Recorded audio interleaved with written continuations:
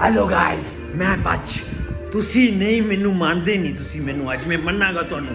ਤੁਸੀਂ ਮੈਨੂੰ ਡਿਸਟਰਬ ਨਾ ਕਰਿਆ ਕਰੋ ਹੈ। Love you. ਤੱਕ ਪੂਰੀ ਪਾਣੀ ਆਪਾਂ, ਠੀਕ ਹੈ ਨਾ। ਤੁਸੀਂ ਮੈਨੂੰ ਨਹੀਂ ਜਾਣਦੇ ਨਾ, ਤੁਸੀਂ ਮੈਨੂੰ ਜਾਣੋਗੇ, ਜ਼ਰੂਰ ਜਾਣੋਗੇ। ਤੁਸੀਂ ਮੈਨੂੰ ਮਿਲਣ ਆਓਗੇ, ਪੱਕਾ ਆਓਗੇ। ਇਹ ਮੇਰਾ ਚੈਲੰਜ ਹੈ, ਠੀਕ ਹੈ ਨਾ।